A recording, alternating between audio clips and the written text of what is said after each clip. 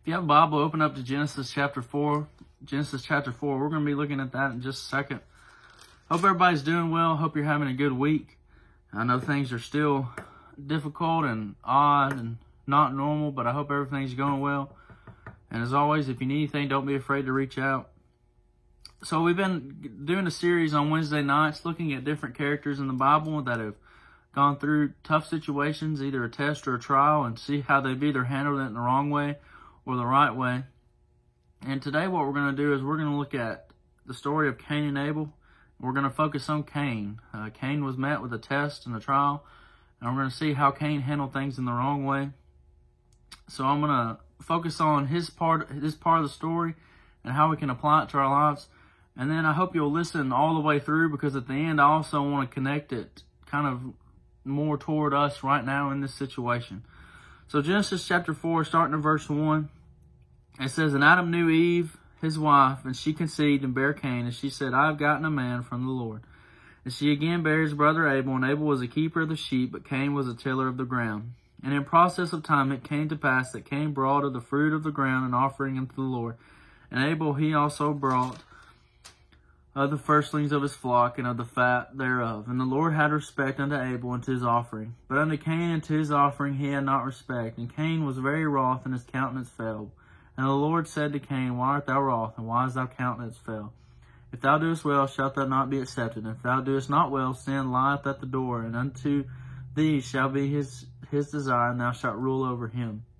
And Cain talked with Abel his brother, and it came to pass, when they were in the field, that Cain rose up against Abel his brother, and slew him. And the Lord said unto Cain, Where is Abel thy brother?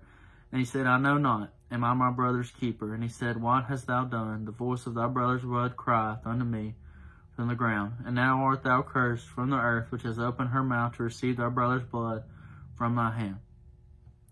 So we see here that Adam and Eve have Cain and Abel, their sons, and Cain and Abel were supposed to bring sacrifices or bring offerings unto the Lord. And so Cain brought stuff that was from the ground. He worked on the ground, and Abel brought an animal, a blood sacrifice. So we see that God doesn't find respect for Cain's sacrifice, but he does in Abel. And so it's not clearly stated why God doesn't find respect for Cain's sacrifice. But there's a lot of different reasons that people think might be. The first one is God's sovereign choice. You know, God can take whatever sacrifice he wants to. If he doesn't like things, he doesn't have to like them. It was a non-blood sacrifice. We see through the rest of the Old Testament that sacrifices were from blood, either the blood of animals or from the blood of Jesus. Maybe it was poor quality, not the best of the ground, but Abel did bring the best that he had. Or it was just an attitude problem, you know, the way he presented it, the attitude he had toward it. But it doesn't matter, you know, why it wasn't. The point is that it wasn't what God wanted. And I think that when we think about tests and trials, and the reason that we find ourselves in tests and trials and we think things aren't the way that we want them to go, or things aren't going exactly like we want them, is because we focus way too much on, you know, is it the way that I want it? Is it my opinion? But that doesn't matter. It's the way God wants it. And that's how our lives need to be. Our attitude should be, you know, is God getting glorified? Is this the way God wants it? So there's 2 points I want to make about Cain. Things that we do not need to do when we're met with tough situations or met with trials. So the first mistake that Cain makes is that he blames someone else. He blamed God. Maybe he was mad at God. Why didn't God find my sacrifice respectable? Why did, Abel offer this kind of sacrifice? Why did he have to show me up? He blamed other people instead of looking at himself. And that's something that we can do a lot of times when we're met with things that are difficult for us, is we look at every situation except, am I in the wrong? Or do I need a change? Did this bad thing happen to me because of some actions that I took, or some things that I said, or the attitude I have? Is this my fault? Maybe I'm in the wrong. Maybe I need a change. And it's so hard for us to admit that we're wrong, and we don't want to do that, especially when things aren't the way that we want them. The last thing we want to do is blame ourselves. But sometimes that's what we need to do. It's our fault things don't go the way that we want them to. And it's real interesting to see in verse 7, God asked him, if you would have done well, wouldn't you have been accepted? wouldn't things have gone better? But he said, if thou dost not well, sin lieth at the door, and unto thee shall be his desire, and thou shalt rule over him. When we're met with tough situations, tough trials, and things aren't going our way, if we always look at other things except our own faults, it can take over us and change the way that we live and cause us to do things like Cain did. So the first lesson is to maybe blame yourself. Maybe look at your own actions. And maybe you're not in the wrong. Maybe you're not maybe you're not at fault. But maybe you could change things to fix the situation. Maybe somebody has an opinion and it might not just be completely right, or it might not be something you think, but maybe if you just weren't selfish and changed, things would be better. Or maybe things aren't going the way that you want them to go, because maybe that doesn't need to happen in your life. Maybe God is finding something better for you, or finding a way to do something through you. So don't always blame God or blame other people. Maybe look at yourself. When things don't go like we want them to go, the first thing we should do is think, how can I be better from this? How can I improve? The second one is to not take it out on others. We see immediately that Cain was upset. He didn't want to look at his own fault. He didn't want to change. And he was upset, and it led him to murder his own brother. And I think we can fall into the trap, maybe not as severe as Cain, but as taking our difficult things out on others. When things don't go our way, we might take it out on the people that love us the most and care for us the most. When things don't go our way, we might take it out on people that we're around. It might change the attitude that we have throughout our day and the actions that we take.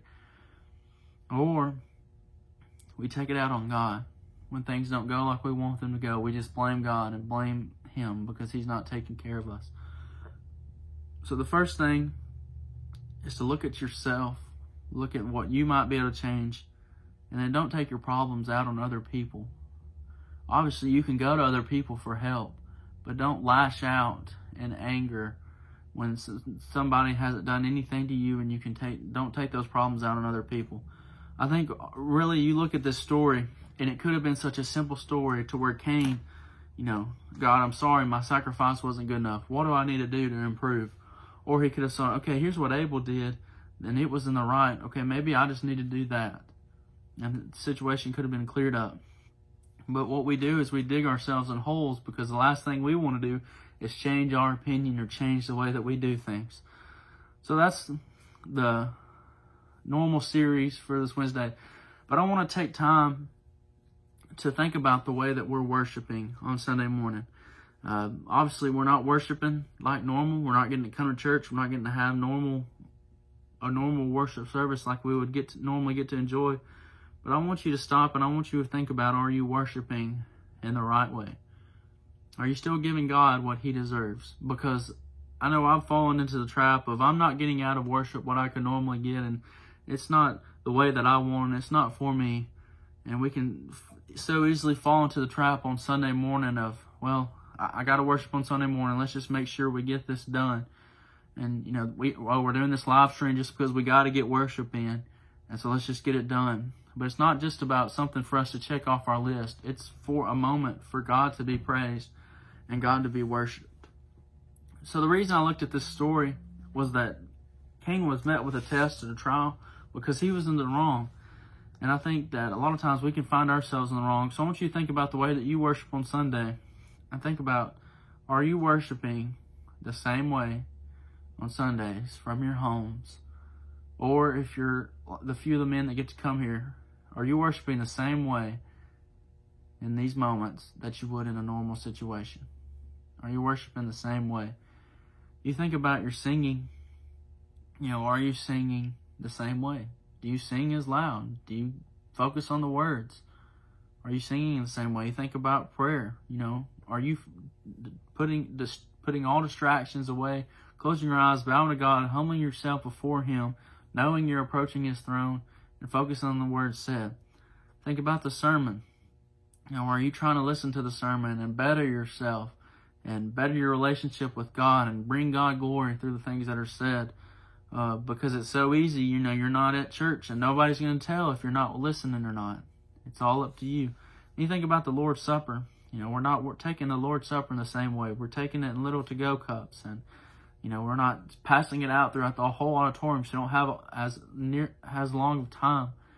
Are you still taking the Lord's Supper in the right way? Because that's the main reason what we do on Sunday morning is to remember Jesus' death. Are you paying your respect like you normally would on a Sunday morning? The reason that I wanted to bring this up is I think it just needed to be said. I probably should have said it several weeks ago, but this is just continuing to drag out. So what I want is for us at New Albany to make sure we're doing things the best way that we can do them and still giving God the glory He deserves. And so I looked at this story because a lot of people connect this with the way that we worship. And in the teen class, we recently did a book looking at, what exactly should come right after you get baptized. The attitude you need to have, things you need to know, and things you need to do. And one chapter was making sure you worship in the right way. That you don't just worship, but you worship in the right way. And it connected to this story. And the reason it connected to this story was because this story proves that God doesn't just want things. He wants things in the right way. He wants things to go just like He wants them. And there's a right way to worship God and a wrong way to worship God. And I think we can fall under the trap of, while we're at home, worshiping God in the wrong way. So I want you to think about, your attitude, your heart, your actions, and the way that you feel. Do you feel the same at home that you do at church? I know that can be really difficult to do. So what I encourage you to do is to look at this story and think about what we've talked about. And instead of just saying, oh, I'm good enough, or it doesn't matter, I don't need to change, maybe you can change. And I want to just give some advice in order to do that. The first one is singing. Sing like you would at church. If you're not singing, if you're doing anything different than you would than the way you're normally here, then maybe you're not doing things in the right way. Every act of worship throughout that you do, sing, pray, listen to the sermon, taking the Lord's Supper, if you're not doing them exactly like you would if you were here, giving everything that you have, giving your spirit, worshiping in spirit and in truth, meaning everything that you have, then are you doing what you need to do? Jesus commanded us to worship in spirit and truth. The truth is what we do, doing things the right way. And then the spirit is your attitude, your heart toward it. And I want to think about your worship services on Sunday, because I think we can fall into the trap of knowing that it's not like it normally is. And a lot of that is our own fault. Thinking, I want you to ask yourself, are you doing anything differently than you normally would? Because the only thing that should be different is the location that you're at, where you're doing it. That should be the only thing that's different. I want you to think about, are you dressing up like you normally would coming to church? You think to yourself, well, why do I need to dress up? I'm not leaving my home. And I think about dressing up on Sunday morning. Do you wear nice clothes to impress other people? Is that your motivation behind it? Because if that's the motivation behind it, is that the right one? Is what we do on Sunday morning ever about impressing other people, or is it about God? You think about dressing up. Why should I dress up when I'm just sitting at home? The reason that I would is because if I roll out of bed and I have on what I would normally wear at home, and I plop on my couch and I watch a sermon, then my attitude is not going to be where it needs to be. I love getting up on Sunday morning, and I love putting on, whatever I'm going to wear that day, putting on my nice shirt, putting on my dress pants, knowing what I'm about to do. It's special what you're about to do on Sunday morning. And if you're just nonchalantly just doing like you normally would at home, maybe your motivation isn't in the right way. So what I encourage you to do is to do your acts of worship like you would, and to dress up. I know some people have been listening to Foot Street's live stream, and they have a really good one. They already had a streaming service before all this, so they're able to handle this really well. And when Reed Swindle, when all this first happened, he posted on Facebook for the Foot Street family, some directions, how to go to the website and stuff. But I thought it was really cool how he said, gather with your family, put on your church clothes, and let's worship God, because we're not together, but you're still doing the same thing.